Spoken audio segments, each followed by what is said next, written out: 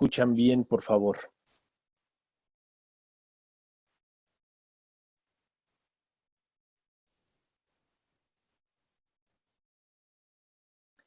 Fernando, Mariana, me ayudan sobre las claves para implementar, operar y certificarse en un sistema de gestión antisoborno basado en la norma ISO 37001. Muchas gracias a todos los participantes que ya se conectaron. Y antes de comenzar formalmente, me gustaría hacer algunas aclaraciones sobre la forma de interactuar.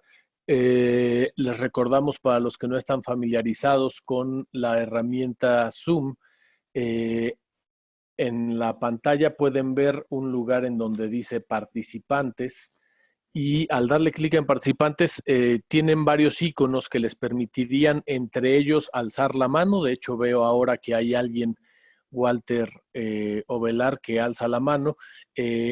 Con ese pudieran intervenir en algún momento. De cualquier manera, vamos a utilizar preferentemente la sección de preguntas y respuestas. Seguramente verán una sección que dice preguntas y respuestas, o Q&A, QIA, en donde podrán hacer preguntas que estaremos dando seguimiento a través de ese medio a las preguntas y respuestas que puedan tener. Entonces les pedimos hacerlas por ese medio. Hay un chat también. El chat lo utilizamos para cosas genéricas o si alguien tiene algún problema, pero si tienen preguntas específicas sobre los temas que vamos a estar platicando, les pedimos utilizar la sección de preguntas y respuestas.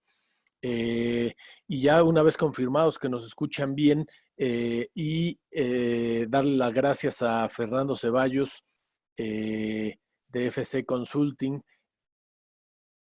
y a Mariana Zambrano, que nos van a estar acompañando el día de hoy y que en un momento más daré oportunidad para que cada uno se presente de manera propia.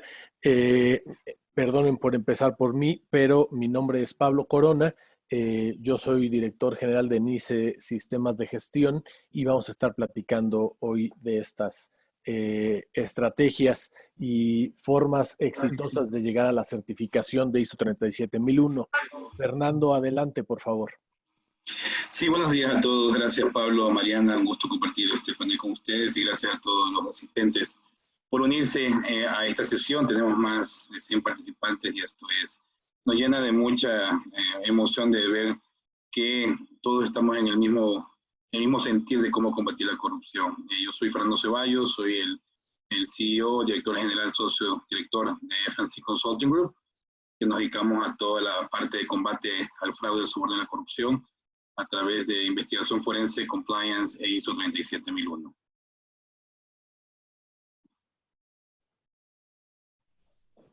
Creo que Mariana, sí. Mariana te escucha. Bien, Mariana, por favor, adelante. Buenos días con todos. Primero, Fernando, Pablo, gracias por la invitación.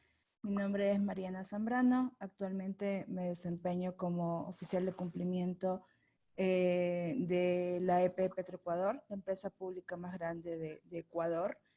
Y bueno, tenemos ya prácticamente unos 2 años trabajando en todo el proyecto de implementación, puesta en marcha y próxima certificación del sistema de gestión antisoborno. Mucho gusto y espero poder aportarles en todas las dudas que tengan en relación a la norma y a su operación. Bien, pues muy bien. Bienvenidos a todos y recuerden nuevamente, por si alguien se acaba de conectar, usaremos la sección de preguntas y respuestas en la que ya veo que algunos ya nos escribieron, y si tienen alguna pregunta ahí les estaremos dando seguimiento.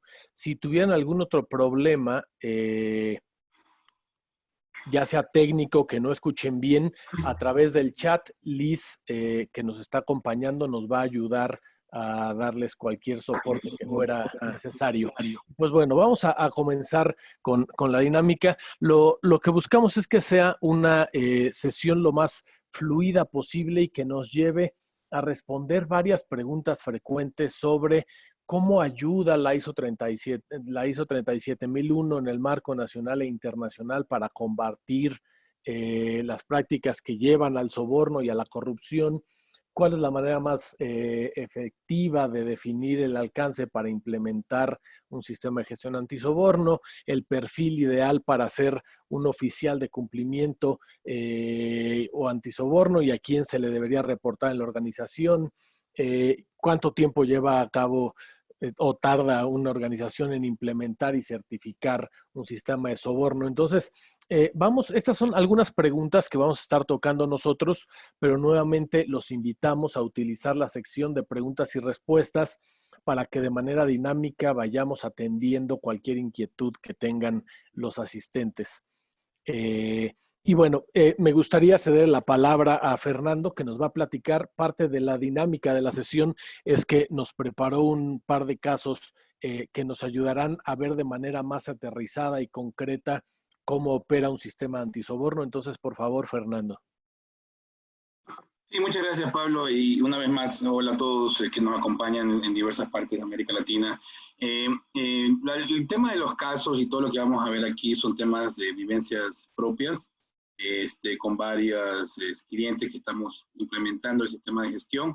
Yo tuve la bendición de liderar el proyecto a nivel global, el Comité de Comunicación Global, y creo que el entender y poder explicar cómo estamos implementando, cuáles son los hitos y los retos al interior y al exterior de la compañía, y con Pablo, cómo se está llevando a cabo las certificaciones, ¿no? Y los puntos claves es lo que queremos tener bien presente, ¿no? El tema de siéntese con toda la libertad de hacer las preguntas que vienen al caso, las dudas que tengan. Será muy importante para nosotros poder enriquecer este debate y poder tener esta apertura con ustedes a aclarar dudas y temas que resulten en su día a día en la implementación o en la operación del sistema de gestión antisoborno, o en su caso en la implementación. Miren, este caso es un caso actual.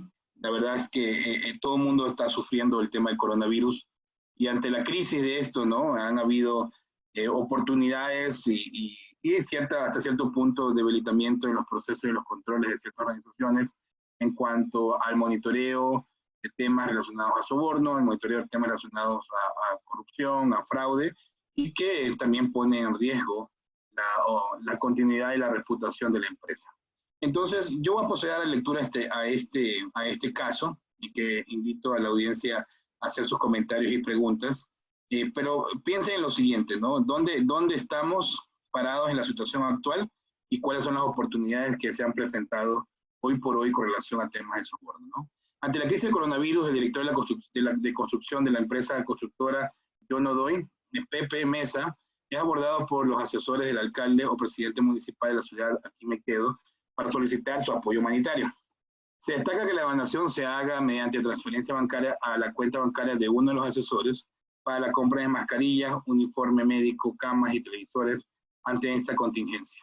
El valor aproximado es de $10,000. Este valor se destinará para esta compra, que será realizada en su mayoría en la empresa Aquí Tengo, reconocido importador y distribuidor de varios productos varios. Y la constructora Yo No Doy empezó a implementar el sistema de gestión de soborno, y cuál debería ser la dinámica general. Yo creo que aquí, y creo que ustedes podrán observar que hay varios puntos, banderas rojas, ¿no?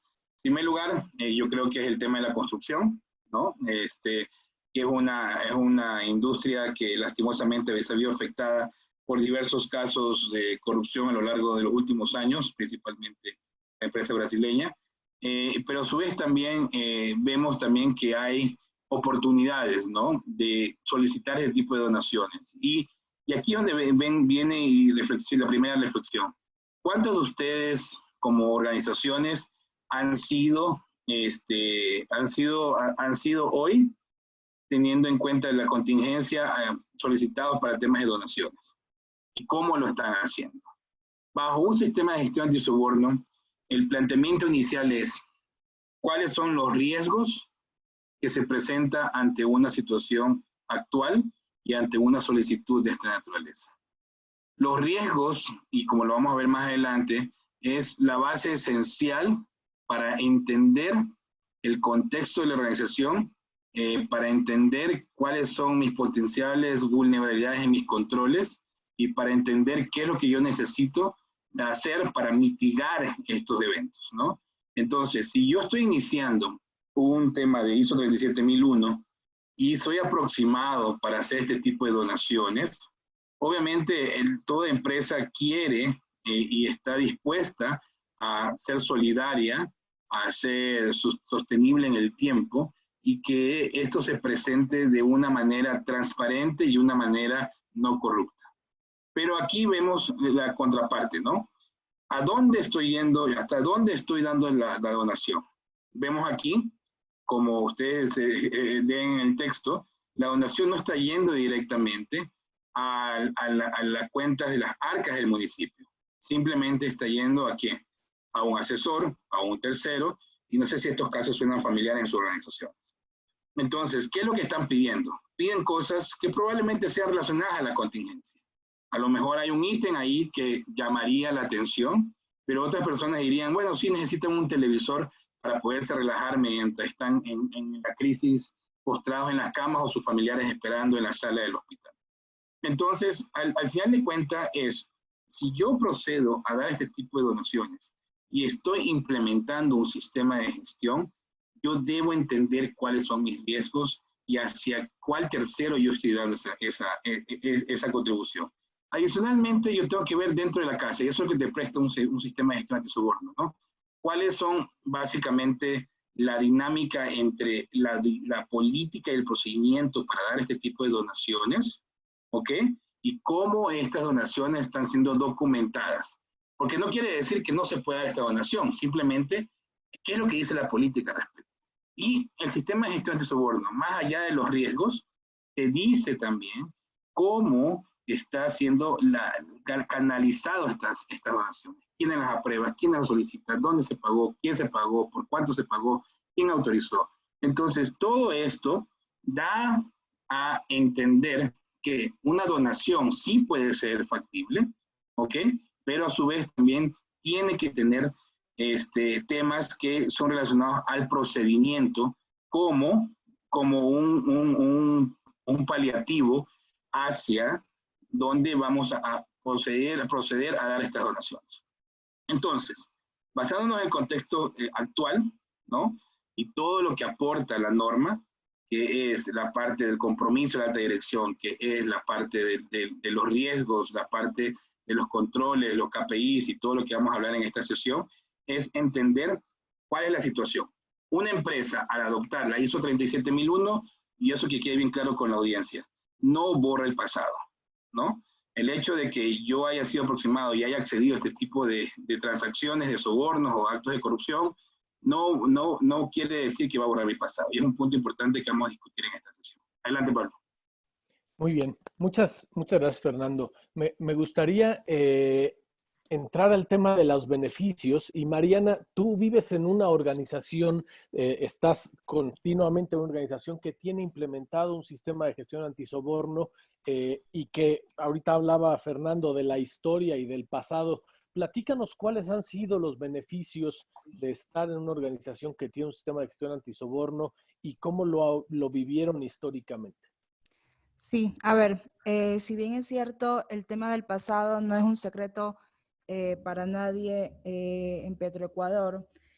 Ha estado en los medios ya desde que se desataron los hechos de corrupción en el 2016 por un sinnúmero de eventos que han venido desde el gobierno anterior, temas de la administración, temas de debilidades en los procesos, que sí, la han dejado a Petroecuador en un contexto de desconfianza a nivel de la sociedad, porque Petroecuador para el ecuatoriano representa mucho, ¿no? Es la empresa insignia en cuanto al ingreso más representativo del país. Entonces todos nos sentimos dueños de la empresa. Y de alguna manera todos estos hechos de corrupción generaron esta desconfianza que está a todo el nivel, en todos los niveles, ¿no? Desde los mismos servidores públicos que tienen muchos años trabajando ahí hasta verlo hacia afuera en la sociedad. Entonces, hemos pasado por varias etapas en el sentido de desde que se decidió adoptar la norma hasta ahora que ya estamos operando. Y el tema más difícil ha sido la cultura, o sea, generar cultura, pero que al final del día los servidores públicos salgan de la empresa diciendo, estamos haciendo las cosas bien. O sea, la cultura de integridad, el compromiso de la alta dirección, eso ha sido algo que se ha ido perpetuando dentro de esta administración y ha sido un gran beneficio hacia afuera en cuanto a que podamos transmitirlo hacia los terceros. Los hechos más relevantes se han dado principalmente en lo que es contratación pública. Entonces, el poder generar el beneficio de que primero los servidores o los funcionarios, trabajadores de la empresa, sientan que hay una política antisoborno, la vivan, que cumplan con los procedimientos, con los controles, esto desde la ley, ¿no? Desde la ley, el reglamento y todo lo que se ha generado como parte adicional por la implementación y operación de la norma. Una vez que el servidor público ha sentido que esto es parte de la organización, que se logre transmitir hacia los terceros, principalmente hacia nuestros proveedores. Entonces, el beneficio más grande, que no es un tema que ya podemos decir que lo hemos alcanzado, pero que estamos en esa curva, es la cultura de integridad, que primero la gente lo sienta internamente y lo pueda transmitir a los proveedores y que eso regule el mercado, ¿no? Que tengamos proveedores con precios más competitivos, que sea una ventaja para ellos también adoptar el sistema y nos puedan transmitir esa seguridad de que se están haciendo las cosas de manera ética. Entonces se convierte en una autorregulación que nos ayuda a crear una ventaja en cuanto a costos, en cuanto a que el mercado se autorregule. Eso ha sido las principales ventajas, todo esto alineado a la transparencia, ¿no? Que el poder dar cifras claras, el poder dar estadísticas de que los procesos de contratación están siendo transparentes, que hay mayor participación, son las principales ventajas que hemos ya ido palpando en cuanto a los beneficios de adoptar la norma. Muchas gracias, Mariana. Y creo que hay varios beneficios ligados. Fernando, quería decir algo. Adelante. Hay varios beneficios ligados y si bien, como bien dijo Fernando, el certificarse en una norma ISO 37001 sobre antisoborno no borra el pasado, de alguna manera sí permite demostrar, número uno, la intención, pero dos, la práctica de que se están llevando a cabo un cambio en la cultura organizacional y de que se evitan estas prácticas de manera abierta. Y ahorita Fernando nos va a platicar un poco más de cuáles son los pasos, cuál sería el decálogo a seguir para llevar a cabo una implementación de ISO 37001. Adelante, Fernando. Mire, este decálogo, creo que, por favor, siéntese en toda libertad de comentarlo, pero lo elaboramos y lo usamos con base a la experiencia en campo y también con lo que hemos visto y lo que dictamina la norma, ¿no?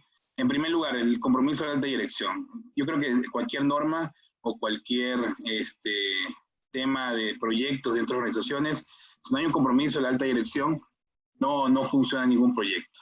Y esto tiene que estar, y Pablo lo va a corroborar más adelante conforme a la norma y la conformidad, y dar la auditoría y el certificado en este ISO 37001, esto va a tener que ser mandatorio, ¿no? Este compromiso de alta dirección tiene que estar escrito y dicho por la alta dirección que se compromete a combatir el soborno de acuerdo a los objetivos de cada organización, ¿no?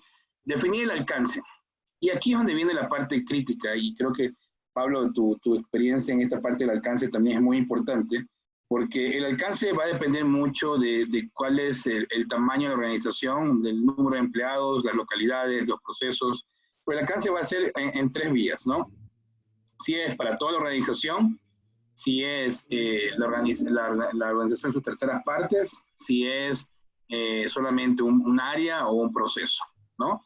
Yo siempre digo, ¿no? Si es una pyme, ¿no? Esta norma aplica para grandes empresas, para medianas empresas y para pymes y también para pequeñas empresas. Pues es una organización de 4 personas. La verdad, ir a un tema en proceso de temas de mitigación de soborno es para un tema de una producción de un ítem o de un artículo, la verdad es que no tiene mucho sentido porque el tamaño de la organización podría prestarse para hacer toda la organización. Entonces, en el alcance, tenemos que ser conscientes, ¿no? Tanto como implementadores, como órganos de certificación y como también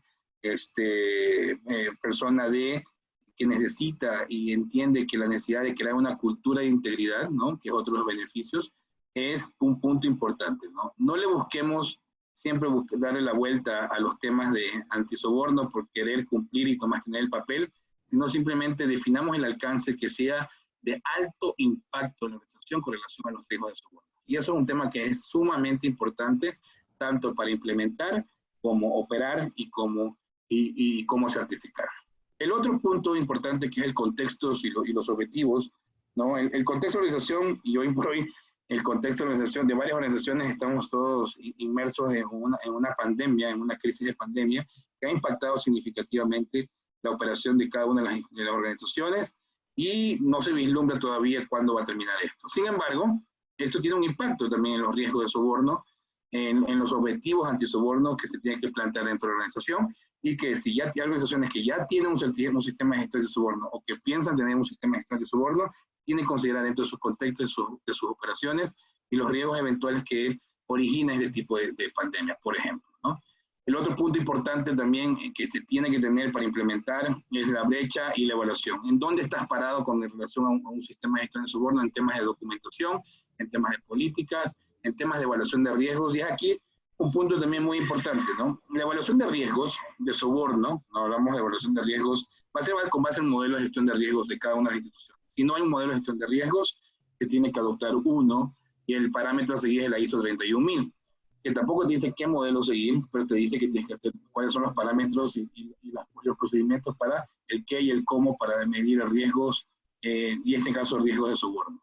Sin embargo, en el tema de riesgos se tiene que entender la organización. Y un punto importante aquí que hemos visto, y Pablo no me va a dejar mentir, y Mariana también, es que el tema de los riesgos, cuando hablas dice, oye, existe algún riesgo de soborno, y es muy difícil que las personas reconozcan que hay algún tema de riesgo de soborno porque se hieren los sentimientos y la susceptibilidad de las personas en las organizaciones. Entonces, siempre combinamos nosotros, como una firma especializada en temas forenses, combinamos el tema de riesgos versus el tema forense para que nos dé una mejor realidad de la figura de cómo estamos atacando el sistema de gestión de soborno con base a riesgos, ¿no? Y los riesgos que se tienen que ser corroborados y que sean, a veces son riesgos ya materializados, o a veces son temas que no visualizan como soborno, ¿no? Porque el tema de soborno también hay que tenerlo bien claro para la audiencia, ¿no? El soborno no es solamente un tema de dinero.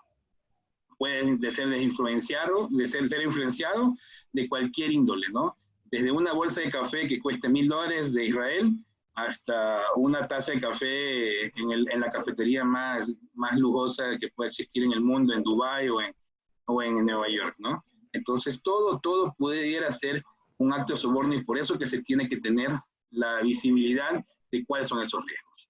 El diseño y la implementación, que lo vamos a ver. ¿Me dejas complementar algo ahí, Fer? Sí. Sí, estos 3 puntos, desde la experiencia en la implementación dentro de la empresa en la que estoy, el tema del alcance, el contexto y la evaluación de riesgos no pueden ser vistos de forma independiente. O sea, es importante probablemente al inicio en empresas grandes genera un poco de frustración el poder determinar el alcance adecuado, utilizando las palabras de Fernando, que generen un alto impacto. Pero eso va a depender justamente de los riesgos y del contexto. ¿Qué proceso está más expuesto? Porque hay un contexto de que las personas que lo manejan, no sé, pertenecen a una localidad donde es más vulnerable, donde hay un tema de educación, de niveles de educación más altos o bajos que pueden ser más susceptibles a ser persuadidos en temas de soborno. Entonces, estos 3 elementos, el contexto, la evaluación de riesgos y al final la determinación del alcance, no pueden ser vistos de forma independiente al momento, sobre todo en organizaciones grandes, para poder decir, bueno, voy a empezar mi implementación dentro de la empresa por este proceso. Tienen que ser vistos de manera conjunta para poder a la final determinar cuál es mi proceso, mi producto de más impacto, de mayor riesgo dentro de la organización. Oye, Eso. Mariana, Yo déjame te iba a aprovechar preguntar, Pablo, y la Pablo, adelante. interrupción.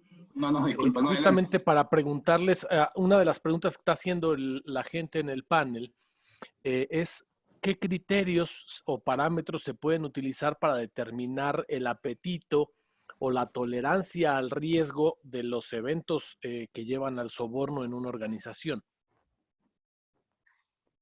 Si quieres, yo voy primero, Mari, y tú lo complementas. Ya. Excelente pregunta. Mira, el tema, yo diría, va a ser primero el tamaño, ¿no?, de tu operación, va a ser los impactos de esa operación, de las diferentes áreas o la diferente gestión de la operación, ¿no? Y qué está más expuesto a temas de soborno, ¿no?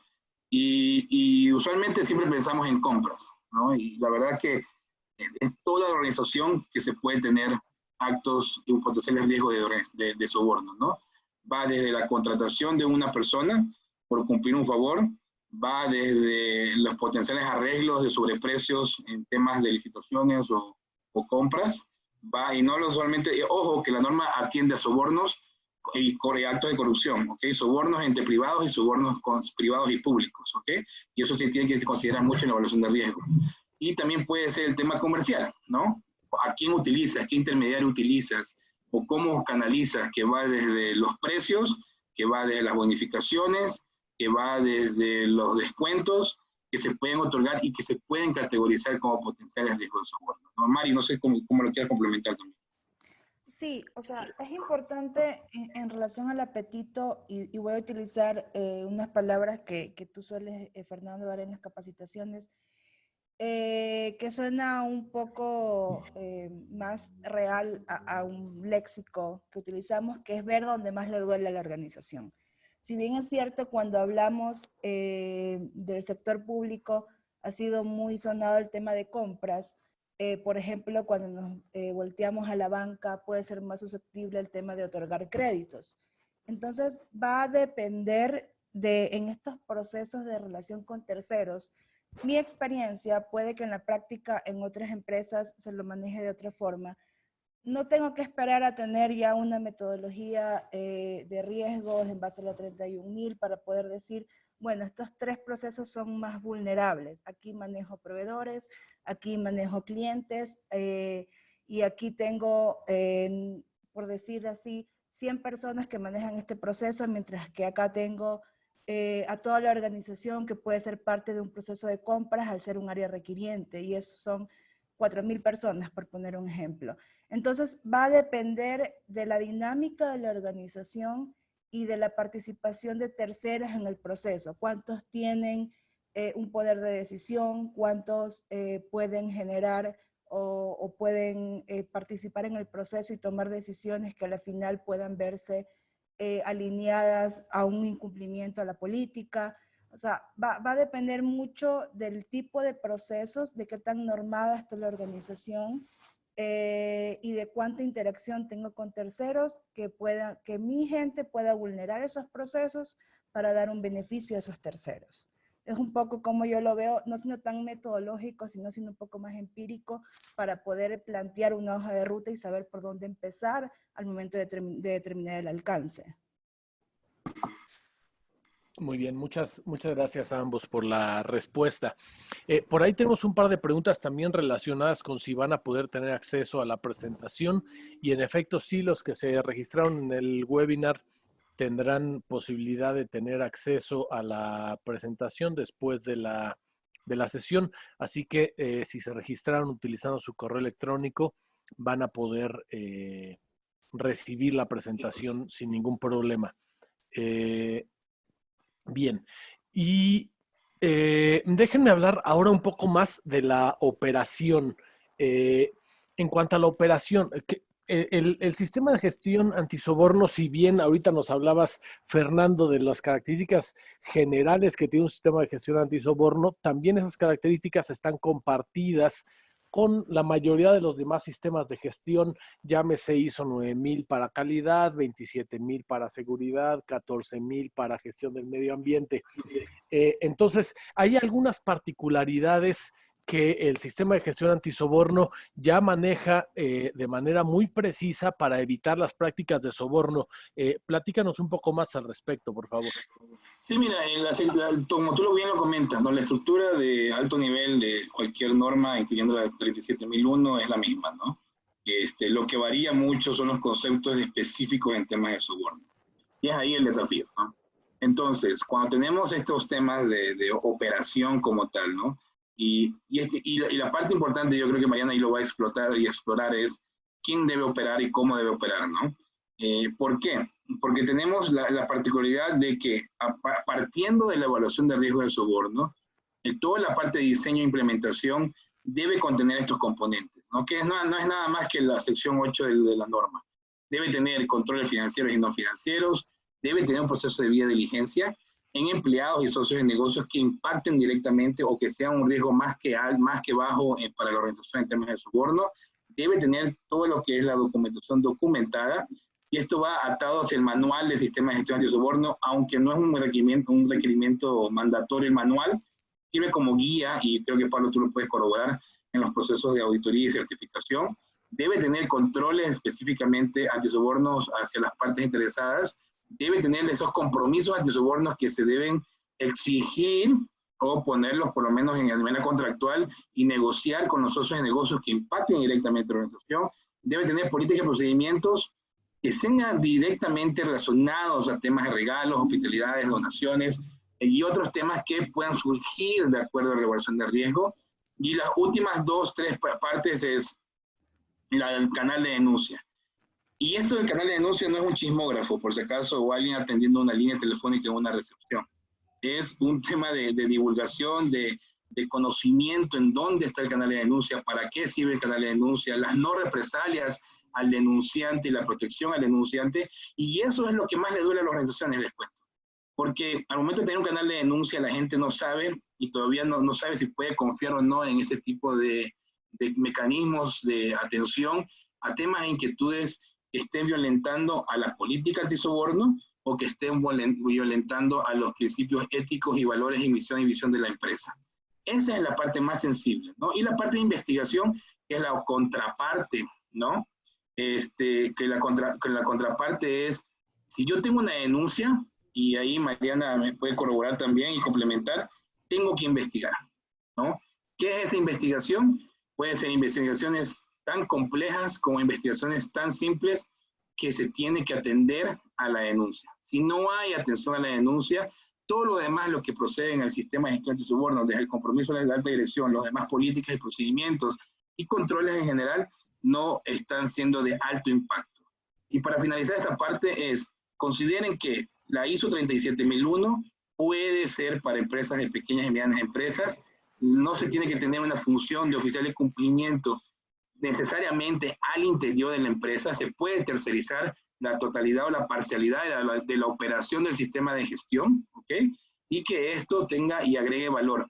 Esta tercerización no exime la responsabilidad de la alta dirección, y Pablo puede corroborar eso mediante las conformidades de la auditoría, y que siempre se tiene que demostrar el compromiso y el conocimiento de cómo opera el sistema. No sé, Mariana y Pablo, si quieren comentar algo más. Sí. Y Mariana, me gustaría ligar tu siguiente participación a una pregunta que nos hacen en el chat. Sobre una inquietud de que están en un ejemplo particular en el sector petrolero para implementar esto, y si se recomienda su implementación considerando que esto está dentro de una organización que está regulada por la Ley de Prevención de Lavado de Activos y Delitos Financieros, y que hay delitos como el cohecho y la colusión. ¿Sería recomendable su implementación? ¿Se contraponen los programas de cumplimiento o cómo lo ves tú? Mira, Mariana, si quiero que tú puedas responder eso.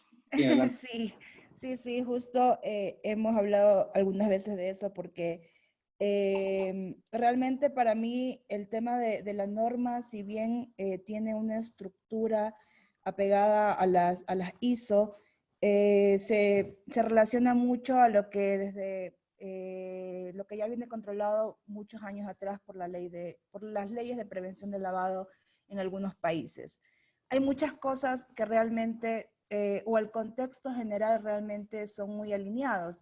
Debo tener una evaluación de riesgos, debo establecer un programa de control y este tiene que ser revisado con cierta periodicidad. Entonces, no son temas aislados, son temas que en la práctica se pueden complementar. E incluso ahí hago una reflexión en cuanto a que muchas organizaciones, algunos de estos conceptos propios de la operación ya lo tienen, solo que no lo conocen o no lo identifican con estos nombres. Por ejemplo, un proceso de debida diligencia sobre empleados que se puede mejorar, pero no es otra cosa que en la práctica lo que ya sucede en cuanto a que yo solicito un determinado número de requisitos y hago una verificación que probablemente a la fecha es documental y que se puede hacer un proceso de revisión adicional para poder contrarrestar, pero son procesos que las organizaciones ya lo tienen. Entonces, dentro de la operación, para mí es importante, y esto tiene que tener mucho cuidado al momento de evaluar la brecha en la implementación, el poder esto aterrizar a lo que la organización ya tiene de por sí. Que ya les digo, estoy segura que en muchas de las empresas ya algunos procesos se hacen. Tienen un código de ética, por ejemplo, que puede ya tener ciertos temas en relación a políticas de regalos, de donaciones, de hospitalidad. Entonces, cada uno de los elementos de la operación es importante contrarrestar con lo que la empresa ya tiene y el cómo llevarlos al quién lo va a hacer y cómo lo va a hacer en el caso de que no existan. El tema del canal de denuncias es uno de los más complejos realmente desde mi experiencia, por justamente lo que decía Fer, el uso que se le puede dar al mismo. Entonces, es importante aquí el tema de la generación de cultura en cuanto a qué denuncio, cómo denuncio, y que no se convierta en una herramienta de que me cae mal mi compañero y voy a poner que llega tarde todos los días. Entonces, esos temas son importantes poder evaluarlos en la operación y que la operación sea diseñada y comunicada de tal manera que no genere conflictos internos para su cumplimiento.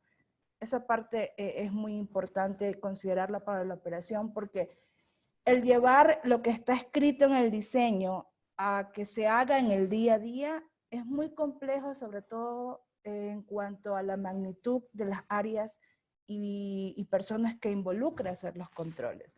Probablemente lo que le corresponde a la función de cumplimiento lo tenga claro y conoce mucho de la norma, pero el analista de talento humano, el analista de compras, se genera un tema de procesos adicionales que debe de entender el propósito para poder llevarlos a la práctica.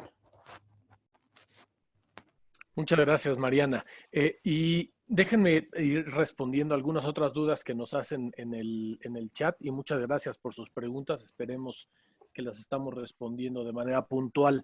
Nos preguntan que a alguien no le queda claro si entonces es recomendable o no para empresas pequeñas o cuál sería el mínimo recomendable de personas.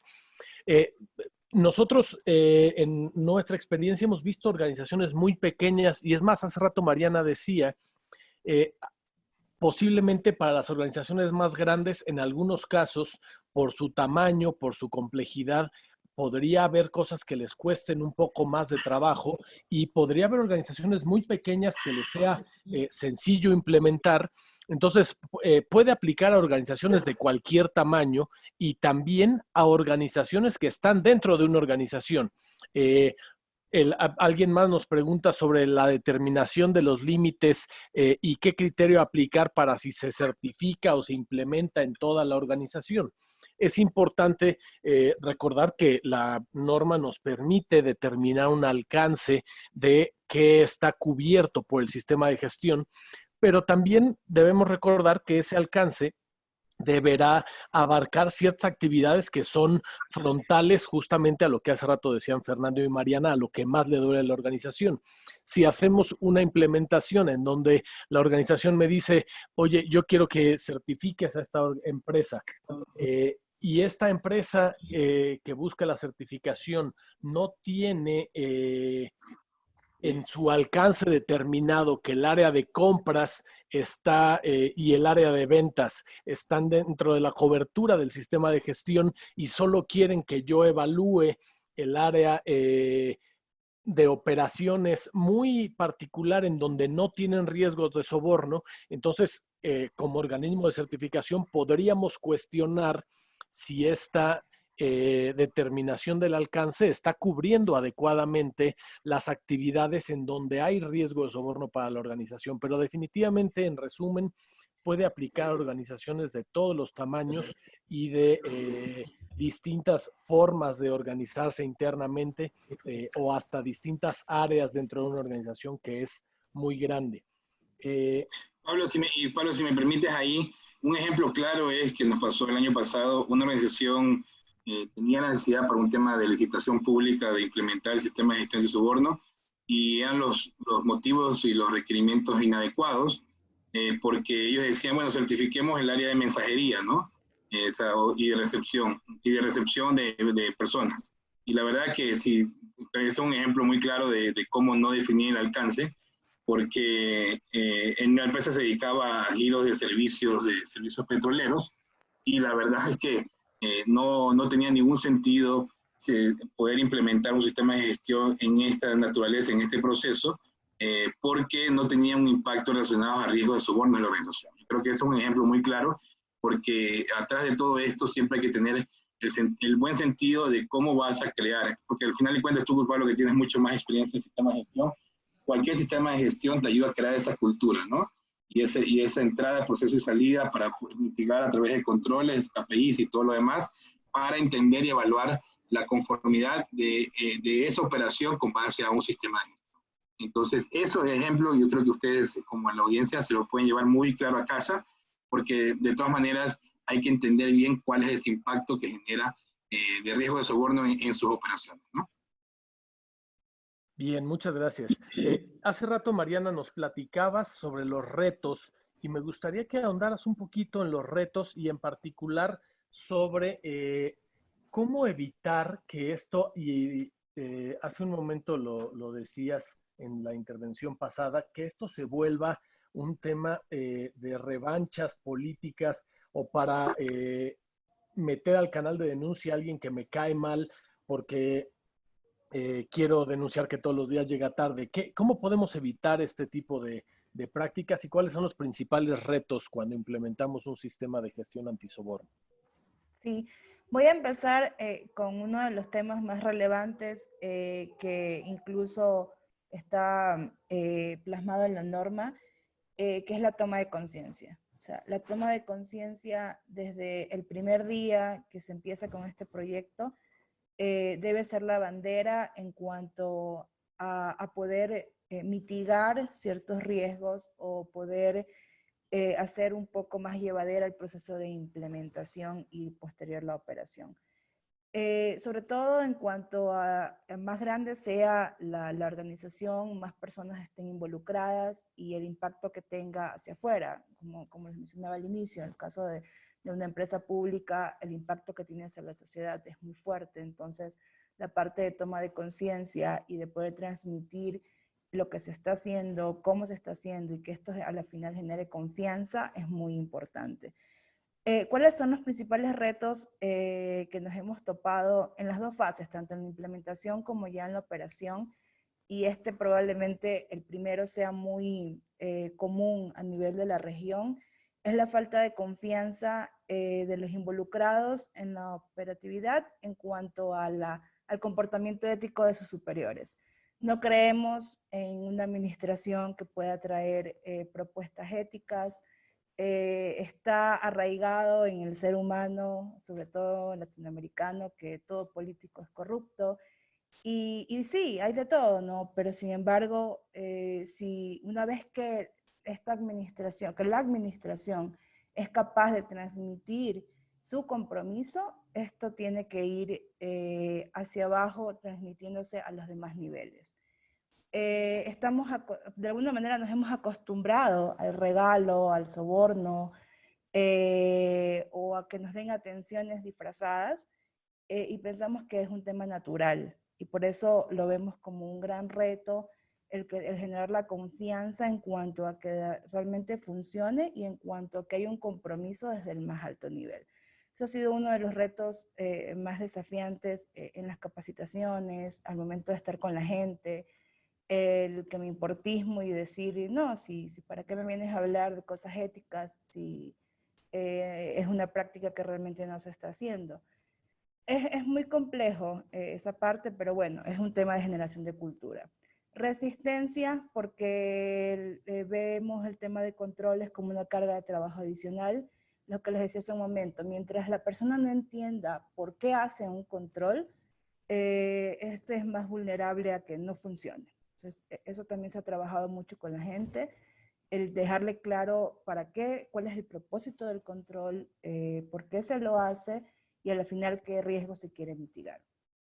El tema propio de la burocracia, lo complejo que resulta desde que está diseñado el manual de operación del sistema hasta que este logra ser aprobado, eso va a depender de la dinámica de cada empresa.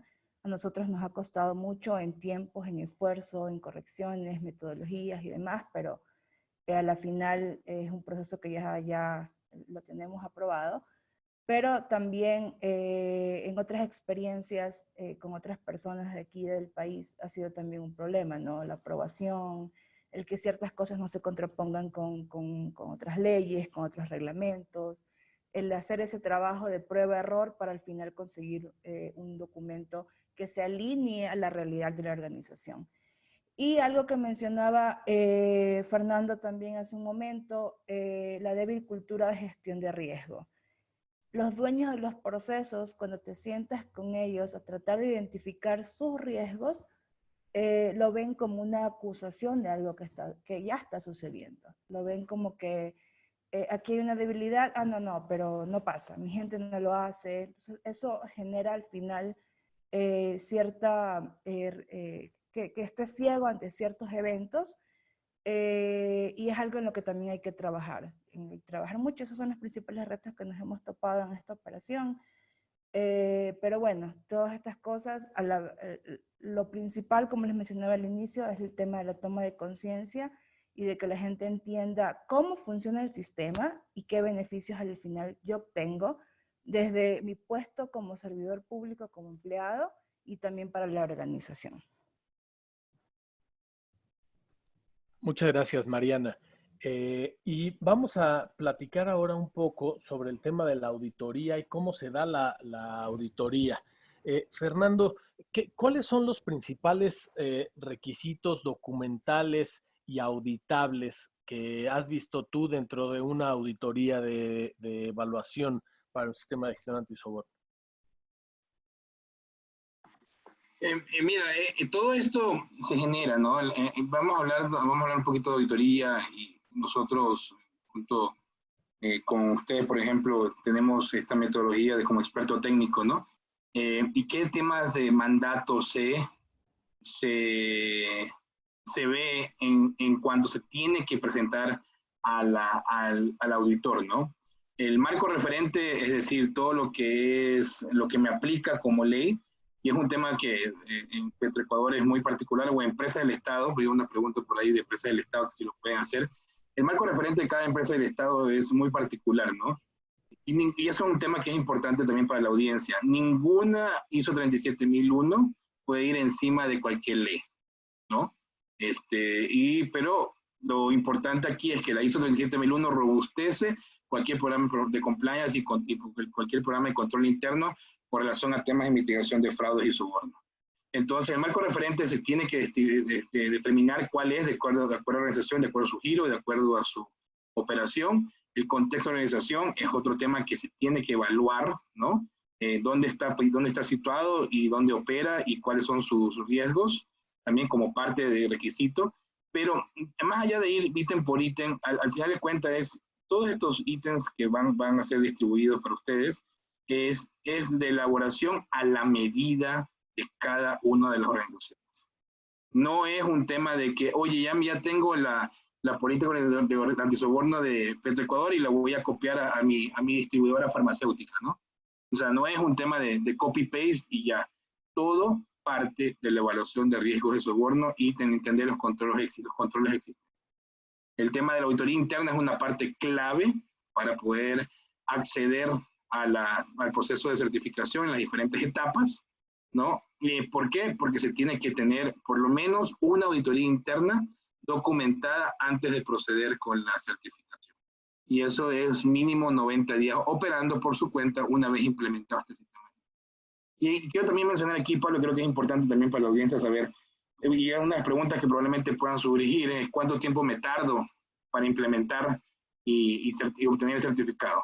Todo va a depender mucho del tamaño de la organización, pero también lo mínimo que siempre decimos son entre 4 a 6 meses, dependiendo del alcance, dependiendo del tamaño, dependiendo de la colaboración, para implementar y generar toda esta documentación mandatoria, incluyendo, como bien lo dijo Mariana, el tema de sensibilización y capacitación, porque tú, Pablo, como líder de un órgano de certificación, sabes muy bien que eso es uno de los criterios, y todos estos 10 criterios son muy importantes de mostrar para acceder a candidatarse para poder ser acceso a la certificación.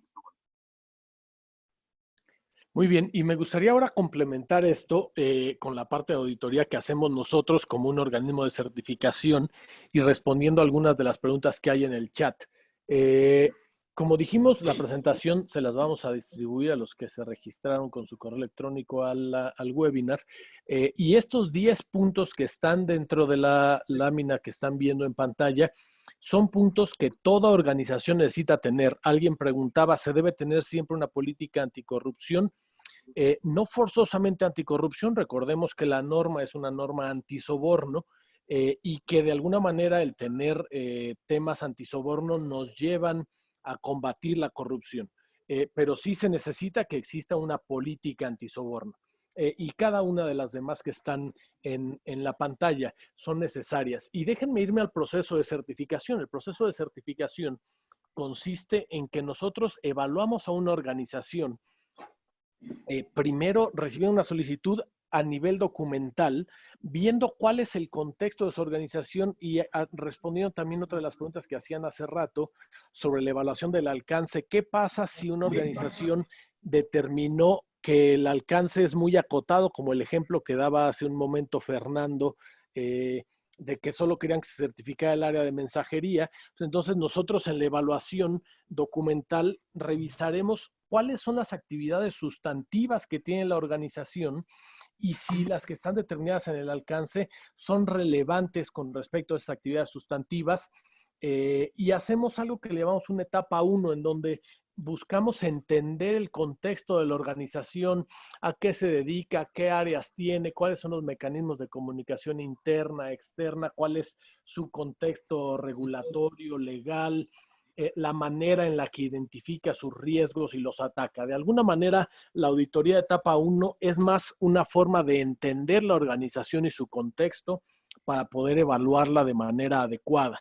Y entonces, potencialmente, si una organización no tiene estas características de haber determinado su alcance con las actividades sustantivas, en donde puede haber actividad de soborno, durante el informe de la etapa 1 estaremos dándole información a esa organización de que hay actividades que se consideran relevantes como un riesgo al soborno y que deberían ser consideradas para continuar en la etapa 2 como parte del proceso de certificación.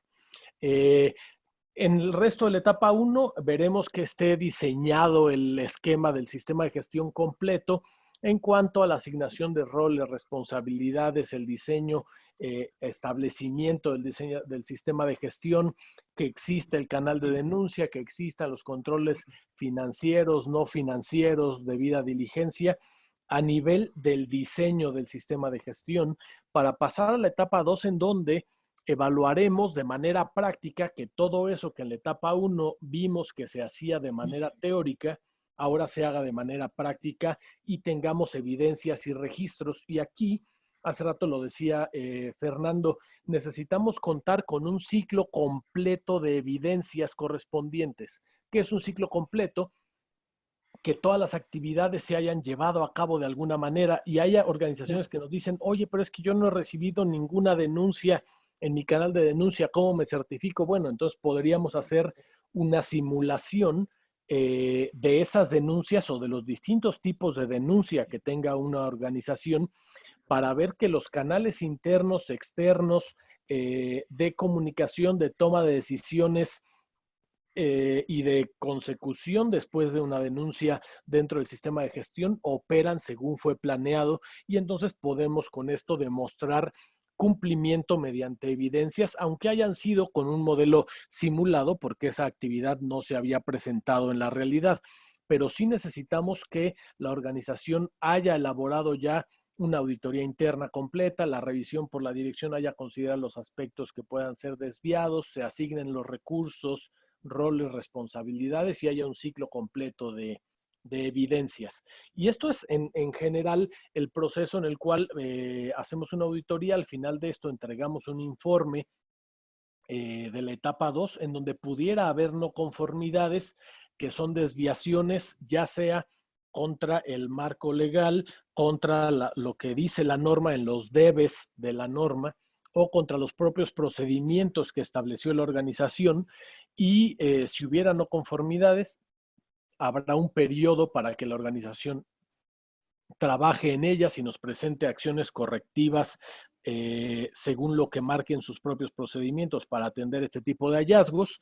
Evaluaremos que son adecuadas y cuando sean adecuadas se presenta el informe final al Comité Técnico de Certificación, que en su caso decidirá la emisión de un certificado que tiene 3 años de vigencia y que para mantenerse vigente requiere una auditoría de vigilancia cada año. Eso es en grandes rasgos el proceso de certificación, y alguien preguntaba si esto se puede hacer en conjunto con un sistema de gestión distinto como ISO 9001. Definitivamente, de hecho, ya hace algún tiempo todos los sistemas de gestión se han ido alineando a algo que le llaman la estructura de alto nivel del anexo L de ISO, en donde todos los sistemas de gestión tienen la misma estructura y es mucho más fácil hacer una implementación de un sistema de gestión que cumpla a varios objetivos, ya sea el de calidad, al de gestión del medio ambiente, seguridad de información, antisoborno o cualquiera de los demás que sus organizaciones pueden necesitar. Bien.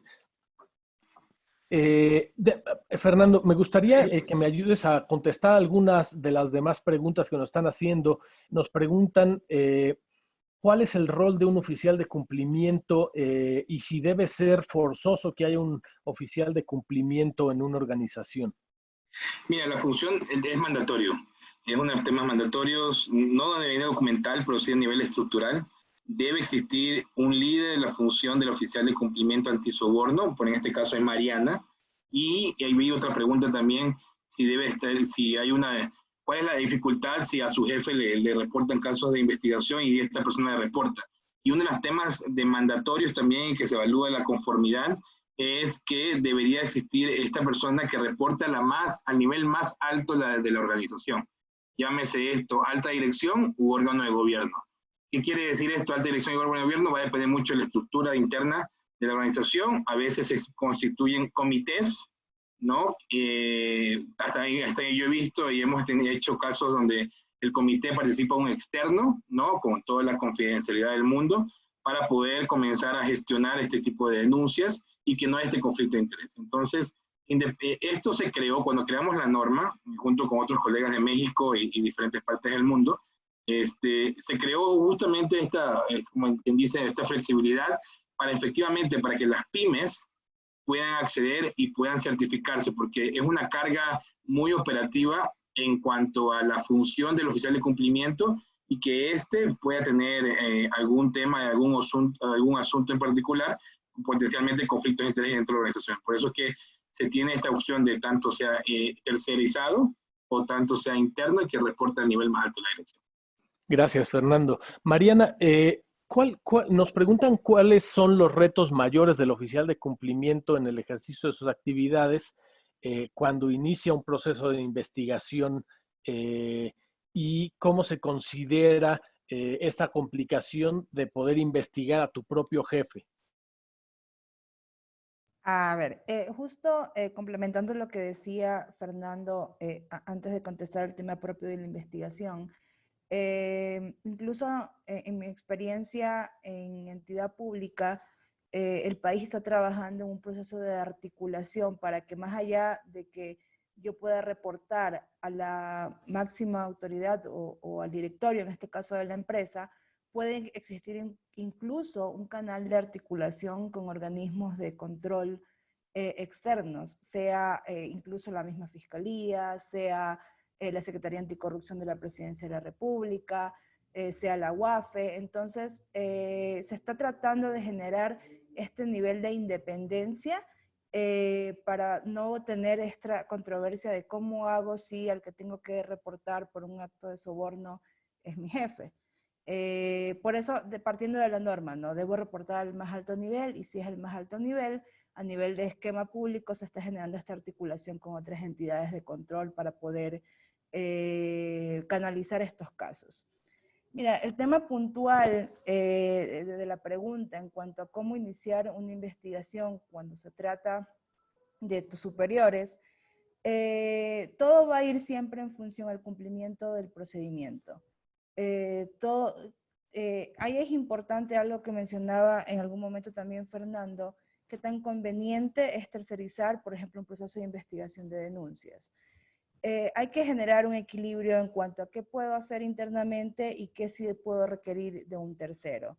Pero debe estar bien estructurado en cuanto a mi procedimiento. Yo como oficial de cumplimiento, como profesional, debo tener la seguridad de que cumplí con el proceso, de que se determinaron ciertos hechos o acciones que representan un riesgo de soborno, que se materializó en un tema de soborno, y poder reportarlo a quien corresponda, ya sea al comité, ya sea a una entidad externa, pero mi protección va en cuanto a qué está escrito que debo hacer en el proceso de investigación y cuándo saber cómo recurrir a un tercero, o sea, una entidad externa, o sea, el comité antisoborno, va a depender de los elementos que tenga en cuanto al proceso de investigación.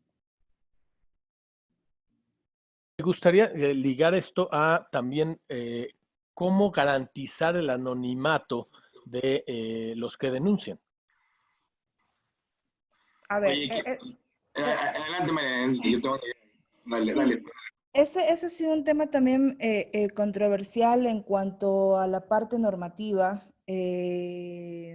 Como bien decían, la norma no se va encima de la ley, pero sí, es muy complejo para la gente por el temor a represalias, el tema de hacer una denuncia.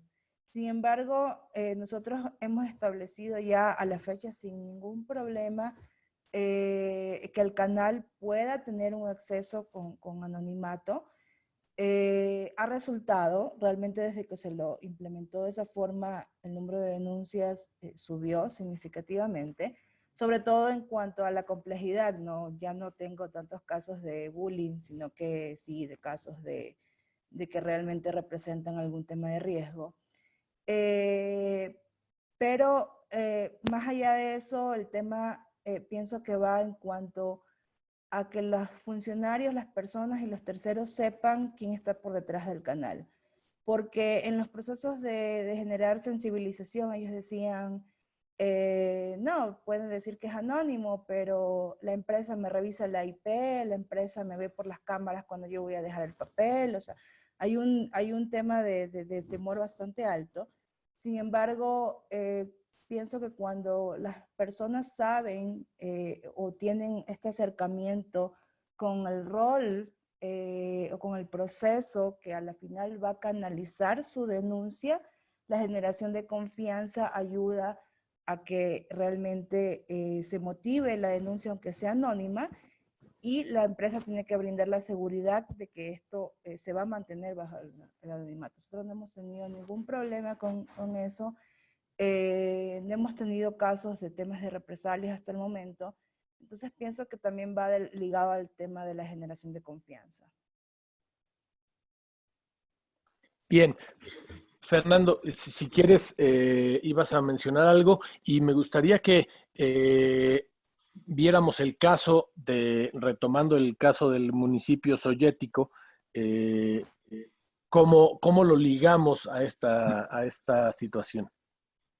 Y antes de empezar en ese caso, Yo creo que también es importante, y esto es una parodia, porque han habido casos donde hay gente que se nos acerca y nos dice que tiene varios municipios para certificarse o para implementar y certificarse, y el intermediario, entre comillas, nos dice que hay que sobornar para poder acceder a este tipo de proyectos.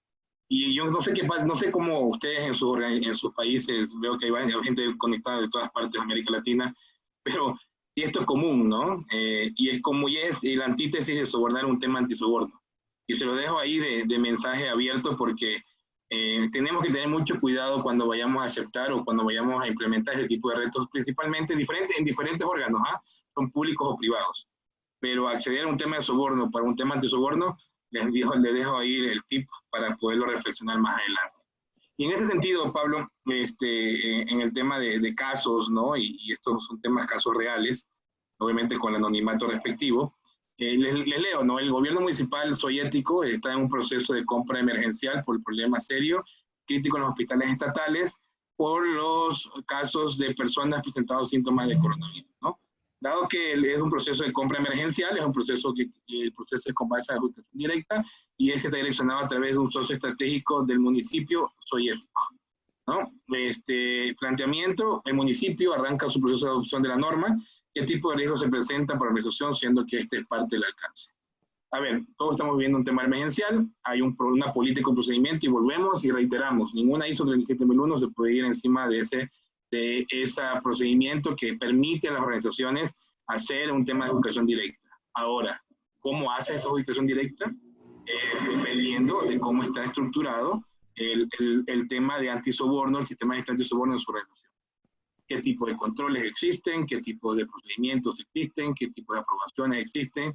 ¿Y qué tipo de visibilidad existe? El control más básico, y uno de los temas que vi una pregunta ahí, el tema, aunque es un tema de operación mandatorio, es la debida diligencia, ¿no? Se tiene que mostrar que hubo una debida diligencia en la aceptación y en la conclusión de que esa entidad va a ser direccionada o adjudicada directamente. Pero ¿qué pasa si viene y otro riesgo, ¿no? ¿Qué pasa si viene la adjudicación y la recomendación que venga del interior o de la cabeza de la organización?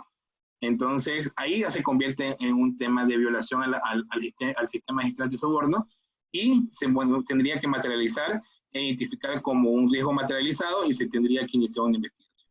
Ahí vienen todos los problemas, los otros problemas de si es mi jefe, de si es a un alto rango, si yo tengo represalias o no, y la verdad que siempre van a existir esos riesgos, siempre va a existir ese temor, siempre va a existir ese tema en la cabeza de que qué pasa si yo denuncio y qué pasa si se investiga, se identifica y si yo percebo o no percebo mi trabajo. Y todo el mundo está asumiendo ese riesgo, pensando en ese riesgo. Lo importante aquí es, o lo hago o no lo hago.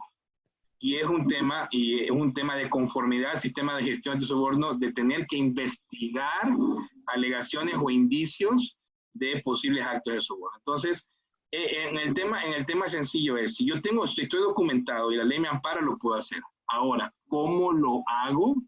Es validación de la debida diligencia, de los controles que se aplican financieros y no financieros, en el tanto de la aceptación de esta educación directa, desde la cotización de la adjudicación directa, y ver si no hay o no hay sobreprecios y quiénes aprueban esto, ¿no? A lo mejor allá hay una función como Mariana dentro de la organización y se tiene que validar o se tiene que pasar por un proceso, no de validación porque el cumplimiento no valida, pero sí de sugerencia y análisis por parte del oficial de cumplimiento para dar la mejor estrategia para minimizar estos riesgos de soborno. Entonces, eso es un panorama actual y eso se lo pongo yo a consideración y análisis de la audiencia, ¿no? Porque esto es un tema real y que está pasando en la actualidad.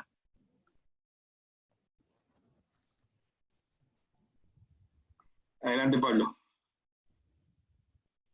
Pablo. Varios preguntan qué pasa si los más altos funcionarios de una organización y el más alto nivel es el que está involucrado en estas prácticas. Y algo que es importante considerar aquí es dos elementos. Uno, por un lado, la gobernabilidad, o sea, ¿qué tanto existe un órgano de gobierno a nivel organizacional que no sea una empresa que tiene un único dueño? Y si hay un órgano de gobierno, entonces que los canales de denuncia y de toma de decisiones puedan llegar hasta los órganos más altos.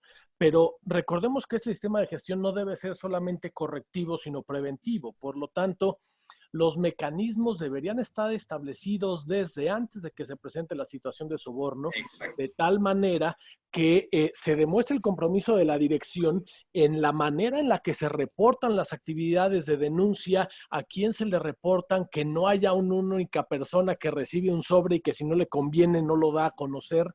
Y ahí viene también la parte interesante de cuando existen canales de denuncia tercerizados, cuando se cree que altos funcionarios pudieran estar comprometidos a ese nivel. Entonces es un esquema que debe tener que ver con la gobernabilidad y con la manera de demostrar y rendir cuentas de parte de la organización y de sus directivos.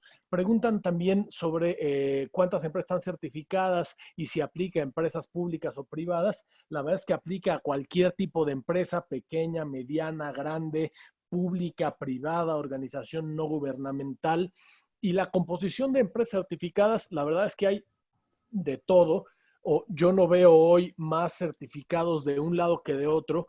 Y dependiendo también del país, habrá países en los que habrá más entes públicos, en otros más entes privados. Pero igual que las demás normas son aplicables a cualquier tipo de organización, ya sea de manera pública, privada, no gubernamentales o cualquier otro tipo de organización. Mariana,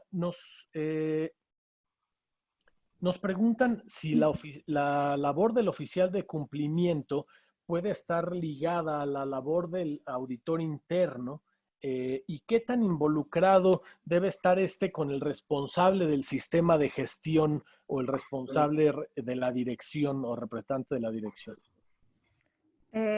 Son, bueno, y también en tu caso, Pablo, que tienes más experiencia en nivel de sistema de gestión, son instancias diferentes, ¿no? Cuando hablamos de control interno, la función de cumplimiento está ligada a una segunda línea de defensa, mientras que la auditoría está ligada a una tercera línea de defensa. Entonces, yo no puedo auditar el sistema de gestión antisoborno, dado que soy parte del esquema de la administración del mismo.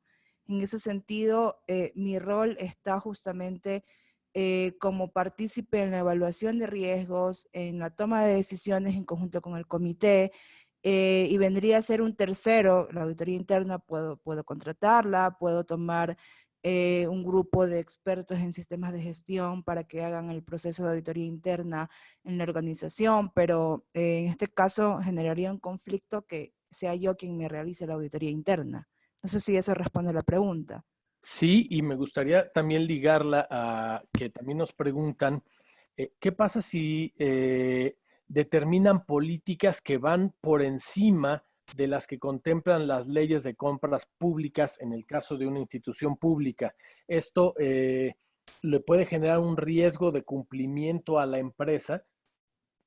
No, no puede, o sea, ese ha sido también uno de los temas más complejos dentro del proceso de implementación. No podemos irnos por encima de la ley, eso ha estado claro en todo sentido. Pero también es cierto que la empresa puede manejar de cierta forma sus riesgos. Y aquí viene el tema del conocimiento en cuanto a mi proceso, a mi tercero, pero en ningún sentido me puedo ir por encima de la ley de contratación pública, ni su reglamento, ni sus resoluciones. Por ejemplo, si el día de mañana, el ejemplo que todos conocemos, viene Odebrecht y presenta dentro de una licitación su mejor precio, él presenta la mejor oferta y cumple con todo el pliego, asumiendo que está permitido contratar en el país, mientras yo cumpla con todo mi proceso, y esto puede ser llevado al comité y que el comité tome una decisión en respecto a que voy a tener una licitación con esta empresa, no tengo un justificativo de inhabilidad frente a la ley para decir no contrato. Entonces no me puedo ir encima de la ley en ese sentido, pero lo que hacemos como empresa es documentar el cumplimiento con el proceso, el cumplimiento con todo lo que me pide la ley, el reglamento y mis normas internas en cuanto al sistema de gestión antisoborno. Muchas gracias, Mariana. También nos preguntan, Fernando, con base en tu experiencia, ¿qué tan efectiva es la tercerización del oficial de cumplimiento y del canal de denuncia? Si existe algún conflicto de interés al respecto o cuál es lo más recomendable. Y mira, eso va a depender mucho de la cultura empresarial organizacional. Por ejemplo, en Ecuador, la mayoría de la gente que tenemos en la oficina allá, nos dice, oye, yo prefiero tener mi canal de denuncia interno, porque no quiero que nadie más se entere de lo que está pasando en la organización. Vemos en México que prefieren tener un canal de denuncia, la gran mayoría de las empresas, o casi todas, un canal de denuncia tercerizado, porque prefiere mandarle independencia, ¿no? Entonces, todo va a depender mucho de la cultura organizacional, de cómo ésta se genere, pero al final de cuentas, el canal de denuncia es uno solo, ¿no? Y se tiene que demostrar que hay una acción efectiva y que hay temas de investigaciones efectivas para poder llegar y solventar y solucionar. Y otro tema que por temas de sistema de gestión, este sistema de gestión, a diferencia de otros que he visto malas prácticas o no tan buenas prácticas, para cuando venga la auditoría o el proceso de recertificación o el proceso de mantenimiento, siempre una semana antes el auditor o el encargado del sistema de gestión está una semana antes recabando firmas para la conformidad. Y en este sistema de gestión antisoborno, no, la denuncia tiene que ser atendida en un periodo razonable y no puede ser dentro de 11 meses una vez realizada la denuncia. Entonces, cuando hay esta implementación del sistema de gestión y hay este canal de denuncia, o sea, interno y externo, se tiene que demostrar esta acción efectiva de investigación y de acción tomada. Así sea un chisme, pero se tiene que tener algún tipo de evidencia que se investigó esa denuncia relacionada a soborno, ¿no? Y relacionada al alcance del sistema de gestión.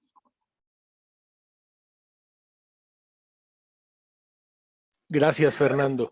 Y quiero contestar aquí algunas otras que preguntan sobre si las situaciones que sean objeto de una denuncia pueden llegar a las autoridades locales o federales y que el proceso de sanción llegue a estas autoridades. Fernando, ¿cómo opera esto?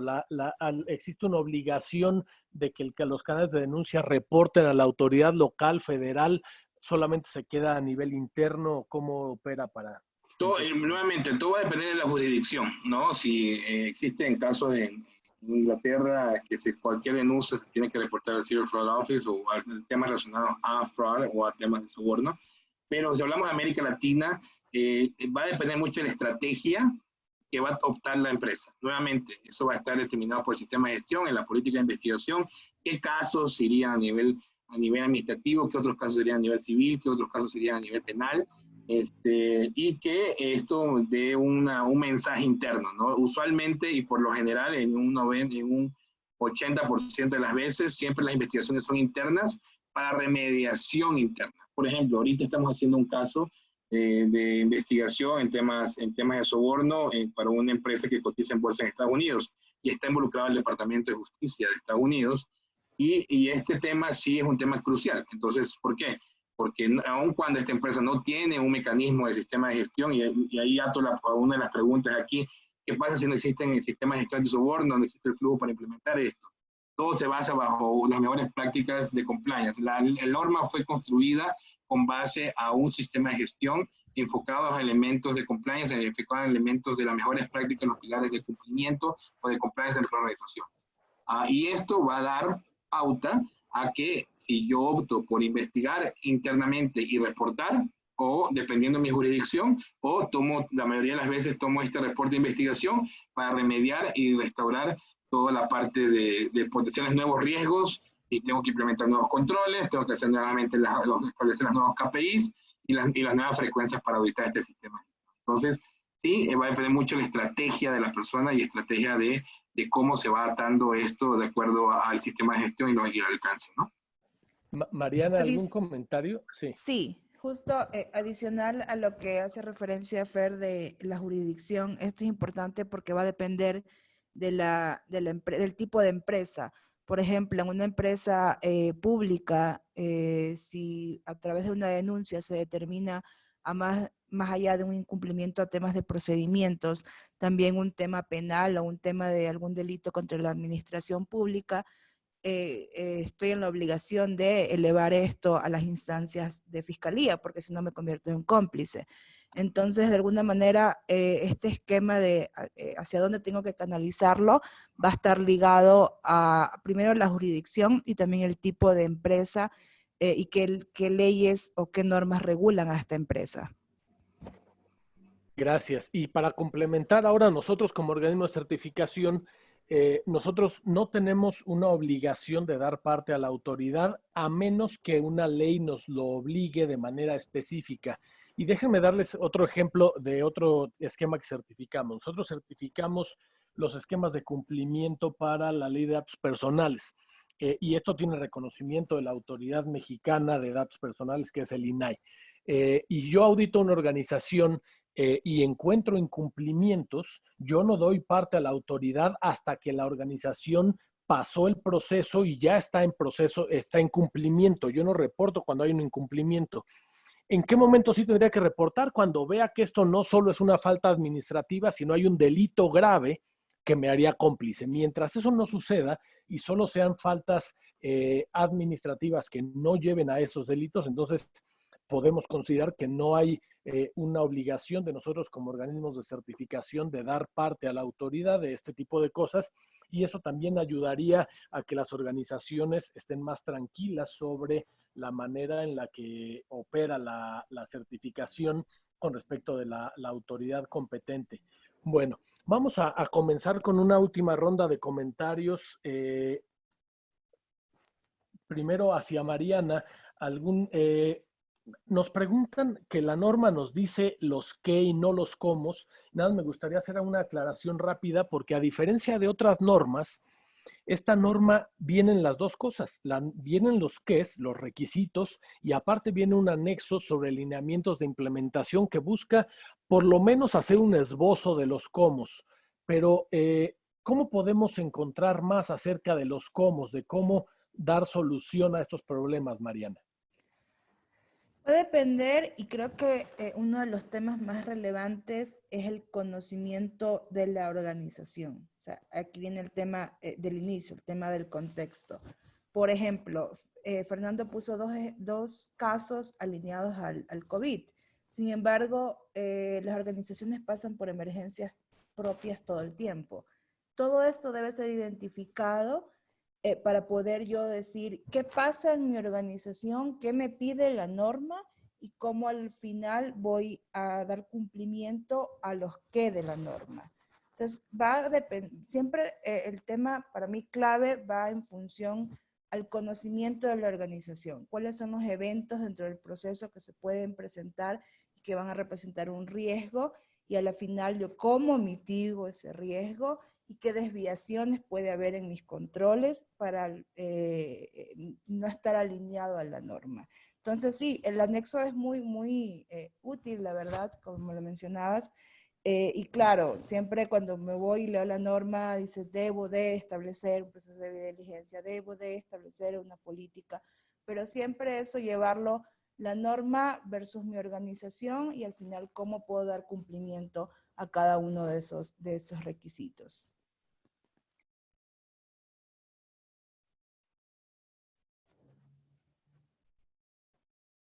Muchas gracias, Mariana. ¿Algún comentario final de tu parte? De mi parte, bueno, la implementación como tal es un proyecto bastante enriquecedor y la operación en sí es un desafío diario al ser un tema nuevo en la región. Sin embargo, pienso que todos los casos que se han visto aquí y los temas que se han discutido pueden ser muy útiles para cada una de las personas que están liderando algunos de estos proyectos. Mi recomendación, tanto para la implementación como para la puesta en funcionamiento, es que tomemos la norma desde sus requisitos, todos sus requisitos, y vayamos plasmando a nivel de la práctica qué ya hago, qué me falta por hacer, y que siempre esto sea un proceso de intercambio con las demás áreas relacionadas. Si lo hago como algo aislado, no va a tener el impacto que se requiere en la organización. Hay que involucrar a todos los niveles que sean necesarios y sobre todo que en cada una de las instancias se vaya viendo el compromiso de la alta dirección. Eso nos ha ayudado mucho en la organización. Muchas gracias, Mariana. Fernando, veo que algunas preguntas puedes contestarlas y algún comentario final de tu parte. Sí, mira, hay una pregunta aquí, ¿cómo hace la combinación de la verificación de los riesgos por soborno y versus forense?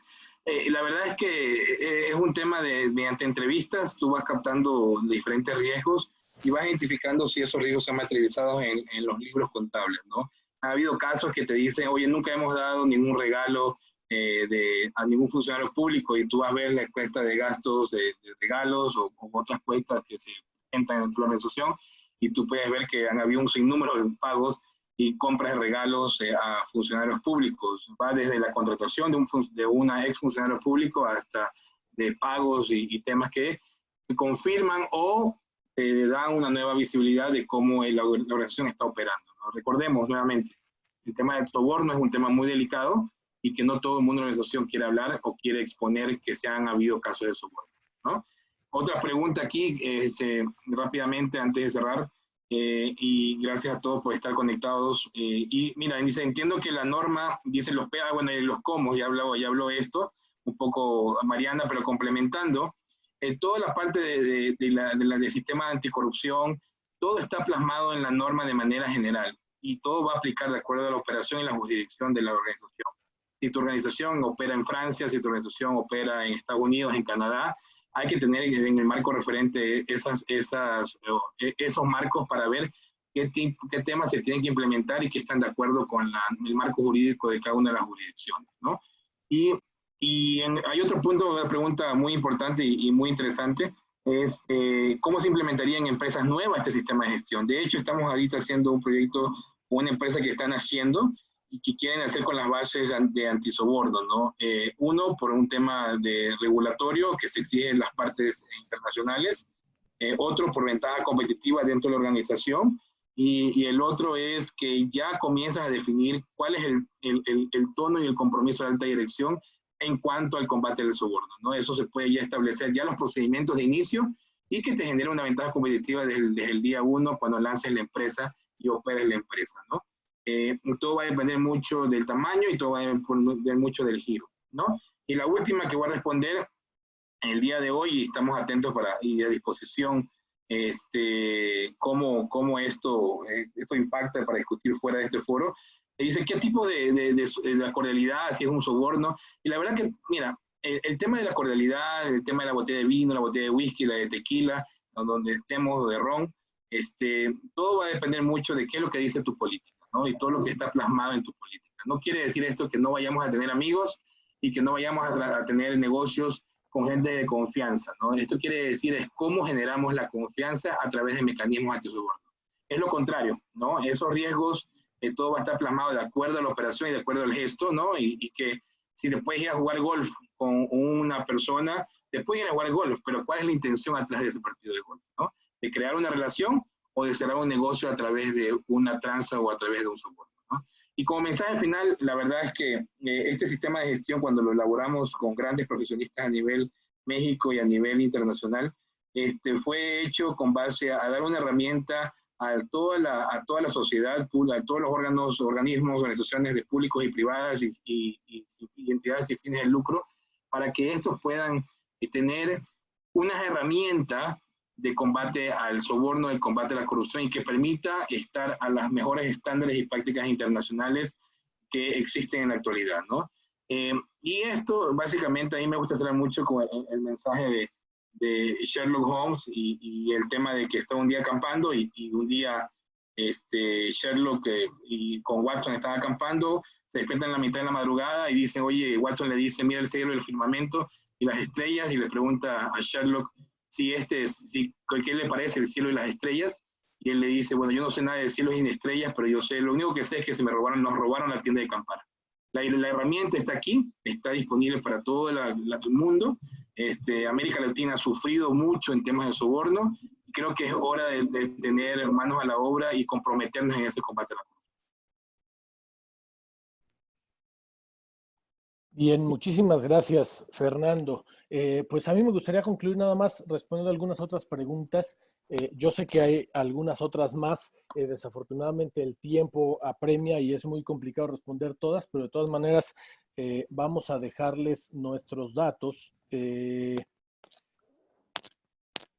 para que puedan ponerse en contacto con nosotros y si tienen alguna otra duda o comentario, podamos ahondar en cualquiera de ellos. Pero me gustaría comentar un par. Me preguntaban sobre si esto implementa por procesos y entonces hay que aplicarlo a los procesos de la organización.